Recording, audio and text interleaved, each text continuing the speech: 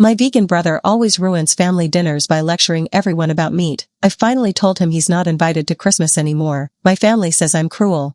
I'm Lacey, I'm 37, I'm the oldest sibling, and for the last few years I've been the default person who hosts because I have the biggest dining table and I'm the one who can keep things moving without everyone drifting into chaos.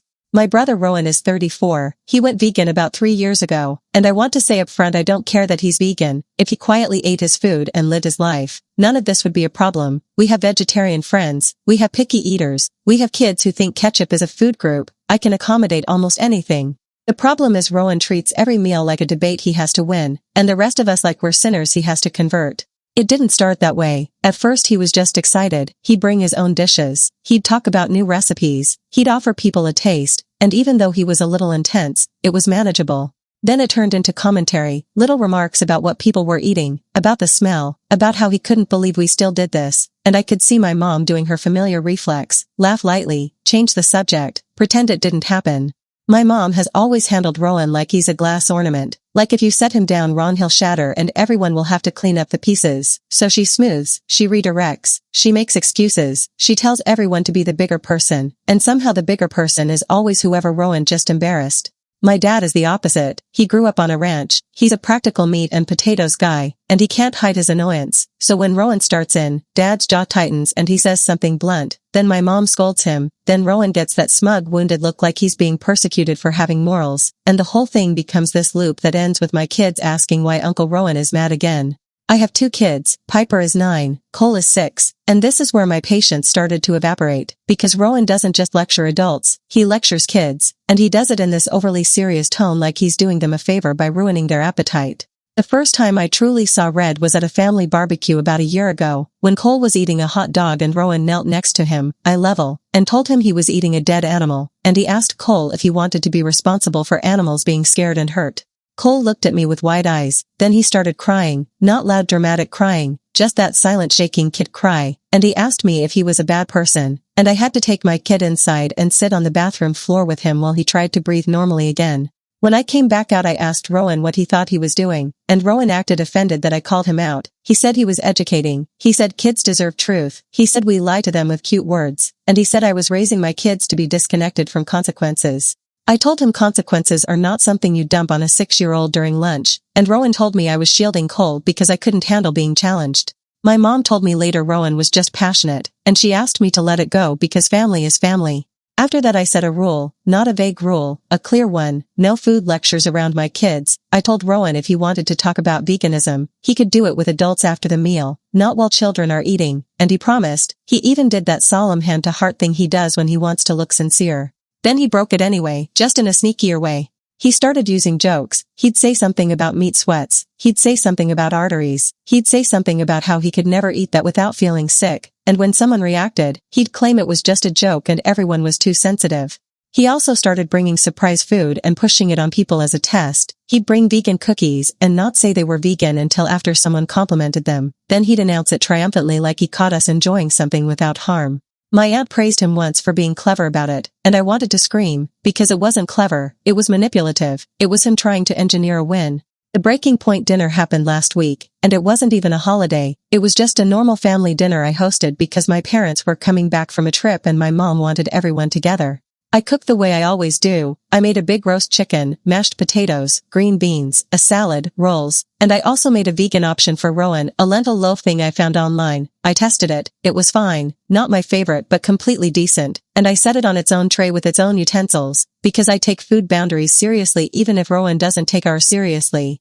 Rowan arrived late, as usual, sweeping in like he had to be noticed. He hugged my mom too long, he barely acknowledged my dad, and he immediately asked what I was serving in this tone that made it sound like I was about to confess a crime. I told him I made a vegan dish for him and he could eat that, and he smiled like he was being indulged. Then he sat down, and for the first 20 minutes it was actually fine. Then my dad carved the chicken, and Rowan's face changed, like he couldn't hold it in anymore. He started talking about smell and death and how he can't believe we all act like this is normal, and my dad told him to stop, and Rowan said he wasn't stopping because pretending is why the world is broken, and my mom did her nervous laugh and asked Rowan about his job, and Rowan ignored her. Piper was sitting across from Rowan. She's at that age where she watches everything, and she started slowing down with her food, eyes flicking between adults, and I could see her bracing for another blow-up. Rowan looked at Piper and asked her if she ever wonders where meat comes from, and I told him to stop immediately, and Rowan looked at me like I interrupted a sermon, and he said he was just asking a question. I told him he knows the rule, no food lectures at the table, and Rowan said my rule is censorship. My dad told him to leave if he couldn't shut up for one meal, and Rowan stood up, and started talking louder. He started saying we're all complicit, he started saying we're teaching our kids violence, and he started saying my house smelled like a slaughterhouse. Piper put her fork down and asked if she could be excused, and her voice had that tight little tremble that told me she was trying not to cry, and that did something to me. Because I can handle being uncomfortable, I will not have my children's dinners turned into a guilt seminar.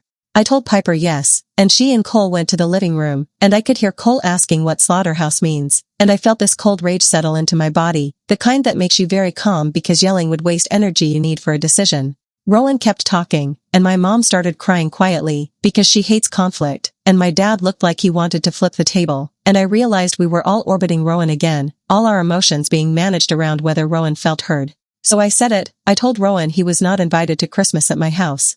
The sentence landed like someone dropped a plate. My mom looked at me like I'd slapped her, my dad looked relieved and horrified at the same time, and Rowan went still.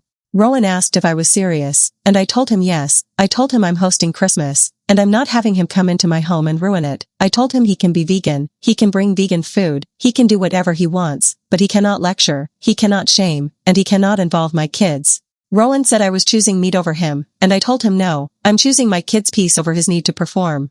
Rowan said I was cruel, and he asked if I was really going to exclude him from family, and I told him he excludes himself every time he treats us like enemies at a dinner table. Then my mom did what she always does, she asked me to reconsider. She said Christmas is about togetherness, she said I can't break the family, she said Rowan is sensitive and I should know that. I told my mom Rowan is not sensitive, Rowan is aggressive, and the difference matters. Rowan grabbed his jacket, told me I was proving his point about how people hate being confronted, and he left, slamming my front door hard enough that a picture frame in the hallway tilted crooked. After he left, my mom turned on me, not screaming, but that low disappointed voice that feels worse than yelling. She said she raised me to be kind. She said she couldn't believe I would ban my own brother. She said I was punishing him for caring about animals. I told her I wasn't punishing him for caring. I was protecting my children from being emotionally ambushed in their own home. My dad backed me up, which shocked me because my dad rarely pushes my mom directly. He told her Rowan has been doing this for years and it's about control, not compassion, and my mom cried harder and said we were ganging up on Rowan. The next day I started getting texts from my aunt and my cousin, telling me I'm overreacting, telling me Rowan has principles, telling me I should just serve vegan food and avoid meat on Christmas to keep the peace. That suggestion made me feel like I was losing my mind, because the solution was never Rowan moderating his behavior. The solution was always everyone else rearranging their lives to avoid setting him off.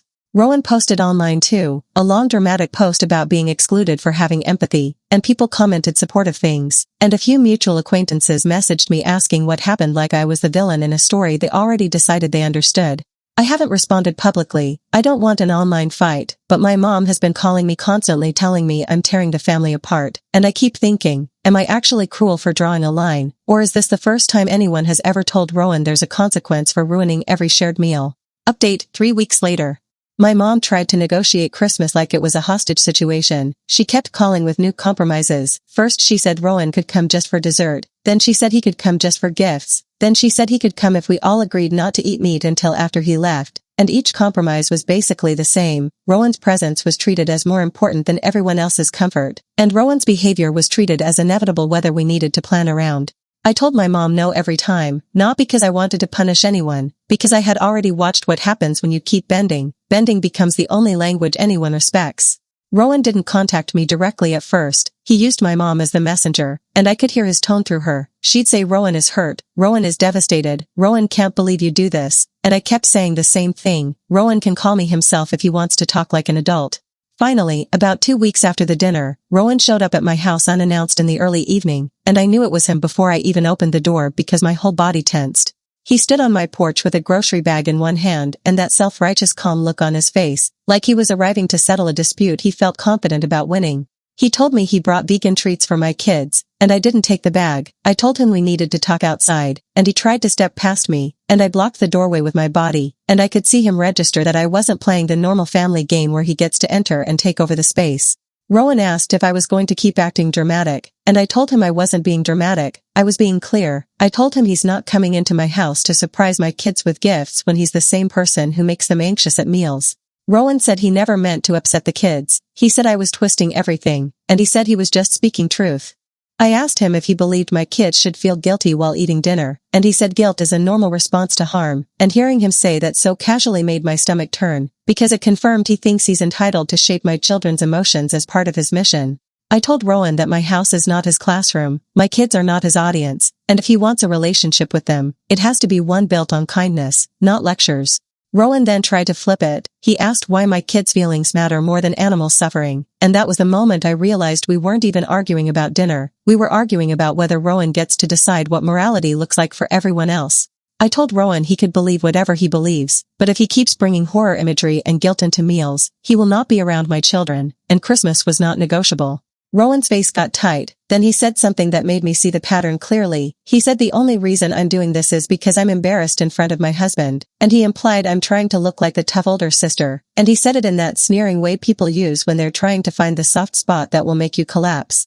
The funny part is it would have worked on me years ago, because I do have a history of trying to keep things smooth, but I've also spent years learning that smoothness is just silence you pay for later.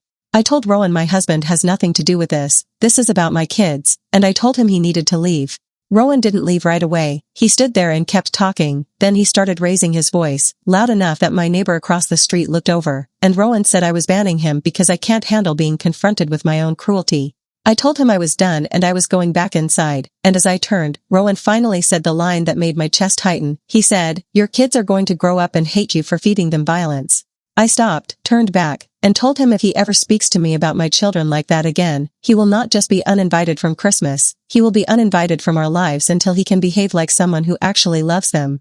Rowan's eyes flashed. He said I was threatening him, and I told him I was setting a boundary, and I closed the door. I shook after, not because I was afraid of him physically, because of the emotional whiplash, because my own brother can stand on my porch and talk about my kids like they're pawns in a moral war, and still believe he's the good guy. After that, my mom got worse. My mom started saying things like, Rowan is lonely, Rowan feels rejected, Rowan feels like an outsider in his own family, and I told her, Mom, he made himself an outsider by treating every meal like a debate stage. My dad surprised me again. He called me privately and told me he was proud of me for holding the line, and he admitted something I never expected. He admitted he's been avoiding hosting dinners for years because he doesn't want to deal with Rowan, and he said he's tired of seeing my mom cry after every gathering. That admission mattered, because it meant I wasn't imagining it. It wasn't just me being sensitive. It was a real pattern everyone felt but nobody wanted to name. My mom then tried a new angle. She said if Rowan isn't invited to my Christmas, she won't come either, and hearing my mom put that ultimatum on me felt like my stomach dropped, because it was basically, let Rowan hurt your kids or lose your mother on Christmas. I told my mom I wanted her there. I love her, but I wasn't going to trade my children's peace to keep her happy, and if she chose not to come, that would be her choice. She hung up on me, and I cried in my kitchen like I was a kid again, because even when you know you're doing the right thing, it still hurts to realize your family prefers comfort over change. A few days later my aunt hosted a dinner at her house and invited Rowan, and she didn't invite me, which was deliberate, and I found out through a cousin's social media post, and I felt that familiar old sting of being positioned as the problem for refusing to be flexible. Then my cousin messaged me privately and told me that dinner turned into the same thing. Rowan lectured, my dad got quiet, my mom cried in the bathroom, and my aunt tried to joke it off until Rowan snapped at her too, and my cousin wrote, I think you were right, but I don't know how to say it without becoming the next target. That message made me feel less alone and also sadder, because it confirmed the real issue. The whole family is afraid of being the one Rowan turns on. Christmas is coming, my house is decorated, my kids are excited, and I don't know who will actually show up, but I do know I'm not going to spend the holiday bracing for my brother to stand up at my table and talk about corpses again. Final update 5 weeks later. Christmas happened, and it wasn't the dramatic showdown I expected. It was quieter, and in some ways that quiet was the most revealing part. My mom did not come. She called the night before and told me she couldn't choose between her children, and I told her she already did choose. She chose the person who makes a scene over the person asking for basic respect, and my mom started crying and said I was twisting it. I didn't argue. I told her I loved her. I told her the door was open if she wanted to come without conditions, and she said she couldn't, and we ended the call with that heavy unresolved silence that feels like a bruise. My dad did come, alone, and he looked older walking into my house without my mom, like he was carrying sadness in his shoulders. He hugged the kids, he helped with cooking, he played a board game with Piper, and I watched my children relax in a way they never do when Rowan is present, because they weren't waiting for a lecture, they were just being kids on a holiday. Rowan did not come, but he did try to make himself present anyway. He sent a long message in the family group chat about how he forgives everyone and hopes we reflect on our choices, and my dad ignored it, and I muted the chat, because I was done letting him dictate the mood of my day through a screen. About an hour after dinner, while we were cleaning up wrapping paper and Cole was building something with a new set of blocks, there was a knock at the door. My stomach dropped, because I knew it was either my mom changing her mind, or Rowan deciding to crash anyway. It was Rowan. He was standing there with a container in his hands, and his face was set in this determined expression like he'd rehearsed a speech in the car. He said he brought vegan dessert and he just wanted to see the kids for a minute, and I stepped outside and closed the door behind me, because I wasn't letting him walk in and turn my living room into a standoff. I told him he was not invited, and Rowan said he wasn't here to fight, he was here to be family, and I told him family doesn't show up unannounced after being told no, family respects boundaries. Rowan started talking about how my mom was home crying because of me, and he said I was punishing her, and he said I needed to stop acting like I owned the family, and he kept trying to pull the conversation toward guilt, because guilt is his favorite currency. I told him I wasn't discussing mom on my porch, and I told him if he wanted to be in my home again, it would require two things. First, he acknowledges that lecturing children during meals is wrong. Second, he agrees to stop commenting on anyone's food at my table, period. Rowan laughed, short and sharp, and he said I was asking him to betray his values. I told him no, I was asking him to behave like a guest, and if he can't be a guest, he can't come. Rowan's face changed, and for a split second he looked almost lost, like he didn't know what to do when the usual emotional pressure didn't work. Then he got angry and said I'm raising my kids to be cruel, and I told him we were done. He tried to push past me toward the door, not violently, but assertively, like he expected me to move the way my mom always moves, and I didn't move, and I told him if he stepped onto my threshold I would call my dad outside and my dad would walk him back to his car, and Rowan stopped, because he didn't want that scene on my porch with my dad as a witness. Rowan shoved the dessert container into my hands like it was a weapon, told me to enjoy my violence feast, and walked away. I threw the container away without opening it, not because I was trying to be petty, because I don't accept food from someone who uses food as a power move. My dad came to the door afterward and asked if that was Rowan, and I told him yes, and my dad sighed, not with anger, with exhaustion, and he said he was sorry I had to be the one to draw the line, and he said he should have done it years ago. A few days after Christmas my mom finally came over, alone, and she didn't apologize, but she also didn't yell, she just sat at my kitchen table staring at her hands and said she didn't recognize her own family anymore. I told her I don't recognize it either, but I also told her I'm not going back to the version where Rowan gets to hurt people and everyone pretends it's passion. My mom admitted something quietly. She admitted she's scared of Rowan cutting her off completely, because he's done it before when she disagreed with him, and she said she keeps trying to keep him close by never challenging him, and she said she knows it's costing her relationships with the rest of us. Hearing her say that made me feel softer and angrier at the same time, because it was honest, and it also confirmed that we've all been paying for my mom's fear for years. I told my mom I want her in our lives, and I want Rowan in our lives too if he can learn how to be in a room without making it a battle, but I'm not sacrificing my kid's peace so she can avoid his anger. My mom asked if there was any way to fix it, and I told her the only way is for Rowan to accept that he doesn't get to police everyone else, and if he refuses, then the family will keep splitting around him until there's nothing left but him and an audience. Rowan hasn't spoken to me since he showed up on Christmas. My aunt is still cold toward me. My cousin occasionally messages me privately to say she's tired too. My dad visits more now, and my mom is trying, slowly, to stop being Rowan's buffer. I don't feel proud of any of this. I feel tired, but my kids ate Christmas dinner without fear in their stomachs, and that is something I will protect every time.